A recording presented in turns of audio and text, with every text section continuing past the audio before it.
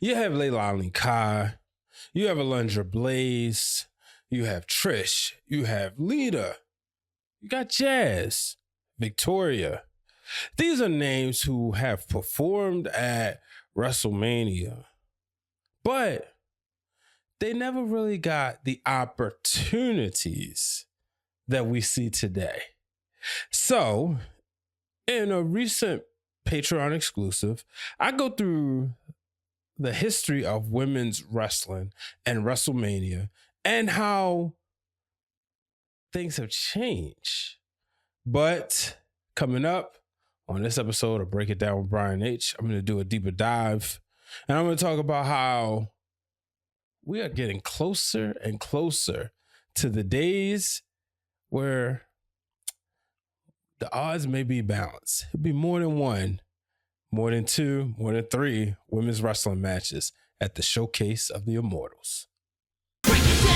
No, baby, that's for somebody else. We're just going to keep you right where you're at right now. It doesn't matter what you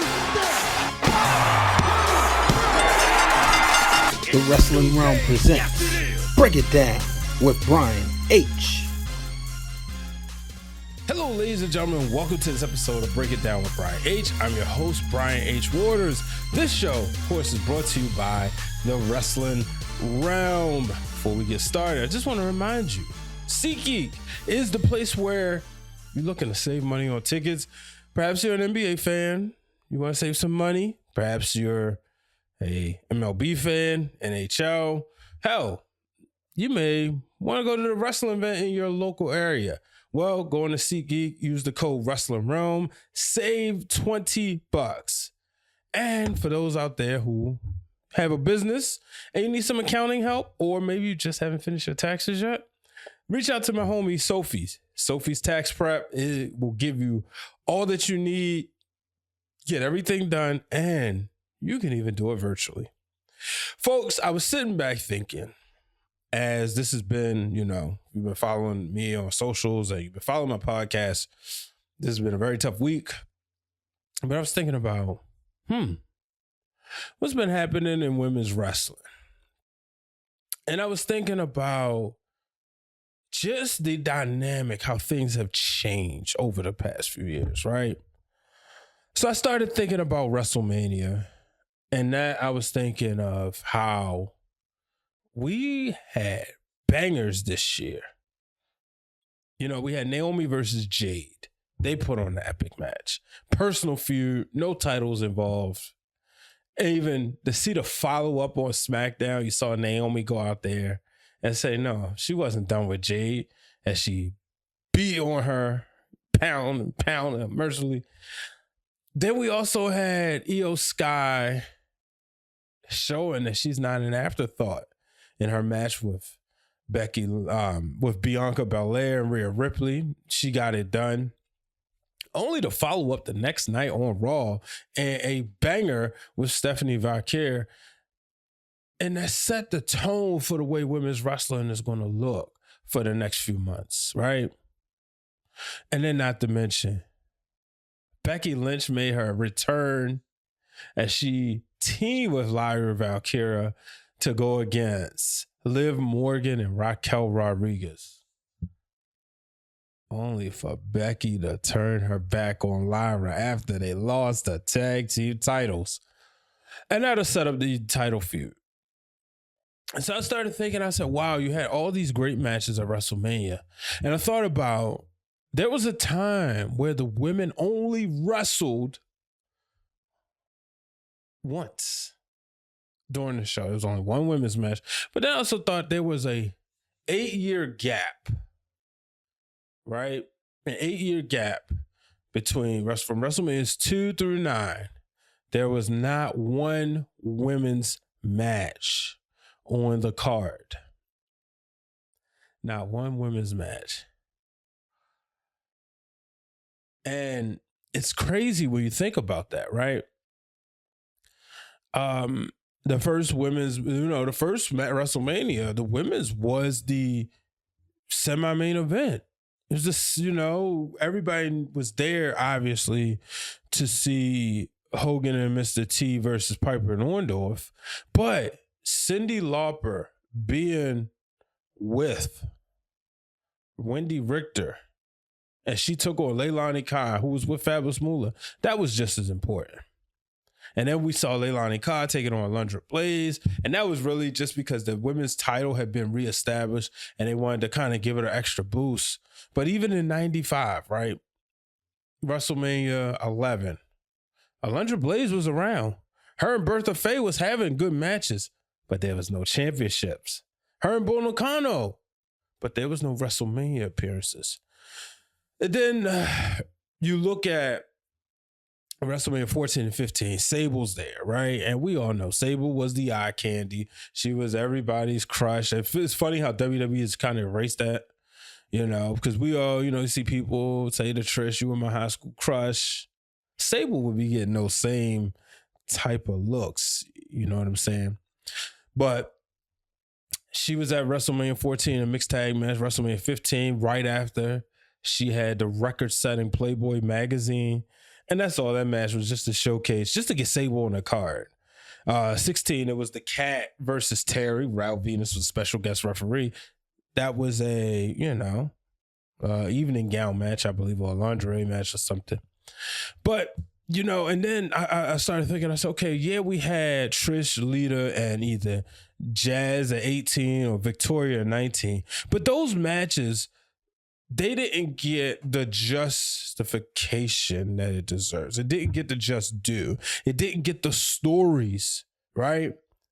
We didn't get those stories. Like, they had good stories leading up to it, but, Jazz, Trish, and Lita was made literally on the go-home show. So it didn't get the respect and honor it deserved. You could make the argument Trish and Mickie James at WrestleMania 22. That was probably the first match to really get everything that it had earned, everything it deserved. It happened right there. But it wasn't really until WrestleMania 32, where three women who were in NXT, 2 of 3 of them were former NXT champions, finally get into the main roster, and they were changing the course. We were getting matches. A match for the title that would no longer be the Divas Championship, but the Women's Championship. And that was Sasha Banks and Charlotte Flair and Becky Lynch. And you can make an argument they put on the match of the night. You know what I mean? You go back, you look at that, what they did, the spots, and that night Charlotte Flair walked out. But if you go back and you put yourself in that time, you had, there was a lot of people say, okay, Sasha could win it this night. Becky could win. Becky hasn't been NXT champion, but maybe she's going to get it done. Now, unfortunately, she was the one who didn't have a doll going into that match. And I didn't realize this till I was watching the Those Wrestling Girls Spotlight. Shout out to Queen PR and Krista B. They did a spotlight on her. And I was like, oh, that's right. So there was that, right? But I think about some of the moments, because I want y'all to read a piece on our exclusive Patreon, but I wanted to do a quick video on this. And I think about, like I mentioned, all the matches that happened this year at the top of the show. You really see where women's wrestling has come along, right? If you go back recently, Rhea Ripley, Charlotte Flair. This is a dream match, right? And not only did Charlotte prove she's Miss WrestleMania, but this was the kickoff to Rhea Ripley's dominant run. And it had to start with her defeating Charlotte Flair, right? You look at something like a redemption story with Bianca Belair and Becky Lynch at WrestleMania 38. That whole weekend, you're rooting for Bianca. You want her to take out Becky Lynch. Becky was the person who came back after being gone from having a baby. She comes back, beats her in 26 seconds. And to see that match on the same night, this was right before Cody Rhodes made his epic return. But I remember being in AT&T Stadium in Dallas, and when this match kicked off, I was like, okay, here we go. And that's the way I want to feel about my wrestling. I want to know that there's an opportunity. I want to root for my guy or gal, but I do want to feel like it's a possibility they could lose. You know, you can't go without talking about WrestleMania 37, where Sasha Banks and Bianca Belair closed the show. They closed the show for night one. Belair versus Banks, or Banks versus Belair, main event. And, you know, I remember the longest WrestleMania ever, WrestleMania 35, where Becky Lynch, Charlotte Flair, and Ronda Rousey was the main event. And I remember thinking, I'm happy the women got a chance to main event, but the match left a lot to be desired. The crowd was tired, and I hope this doesn't ruin it for the future. And it didn't. You know, listen to Becky and Ronda's book about that match. You know, one of the things I learned was they couldn't really put the time and effort, the energy, the rehearsal energy that they did the year that, you know, Ronda and Kurt Angle did with their match with Stephanie and Triple H at WrestleMania 34. You know, but like I said, there's been so many matches, so many great moments, you know. WrestleMania 40, to see Jade, Bianca, and Naomi, you know, have a Destiny's Child-like entrance. You know, the big three, it was my daughter has put them on a video game and officially on her part of the game named them Black Girl Magic. To see them come out there, wrestle together, perform together, it was epic. And then what made it even better was that in 41, Jade versus Naomi, because you could tell that story from WrestleMania to WrestleMania. And see, before, when you look at a lot of the history of WrestleMania, if you go through and you watch WrestleMania year after year after year, there are quite a few times where there's a story that links from one show to the next. That was something we got with the women's this year, and that's what I loved, right? You know, we to be able to get Jade and Naomi on one team one year and then going against each other, and it felt personal. And now I'm excited. But now I want to see what happens next, right? I want to see, like, if this was this year, I would have loved to see Chelsea Green and Zelina Vega on the WrestleMania card. I would have loved to seen them be able to take a long story going into this. Yeah, Zelina had been chasing for the title for a while, but I would have loved to see her chase for that title at the end of February, beginning of March, and go into WrestleMania and feud for that. You know what I mean?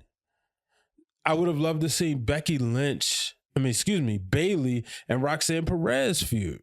We saw that feud brewing as soon as like Roxanne was up. We saw Bayley go back down to NXT. So I really hope that we see more. And I'm happy that we were able to get 4 women's matches at WrestleMania. But with a women's roster so healthy, I want to see more. And I'm not going to apologize for that. As a fan of women's wrestling, because it's wrestling at the end of the day. And the women are going out there putting on bangers after bangers, and in some cases, better than some of the men. So let's get more women's matches on there. I mean, they figured it out in NXT. Why can't they figure it out on the main roster? But ladies and gentlemen, make sure you check out that piece on Patreon. You know, it's only $1 to subscribe. Thank you for everybody who has subscribed. You know, I promise we're going to get more content revved up for you guys to check out. Make sure you follow me on all social media platforms. I appreciate all the love I've been getting all week, all month long. And remember, you know, I always say this at the end of Breaking Through Glass Ceilings, which I want y'all to check out on 6HM Production. Don't let anybody place a ceiling above your success. You know what I mean? Don't let nobody do that. So I'm about to get out of here. I will see you. If I don't see you before Wednesday night, I'll see you then with the Wrestling Realm Now podcast. I may drop something, you know, in between. We'll see how Raw goes. Till the next time, folks. So long, everybody.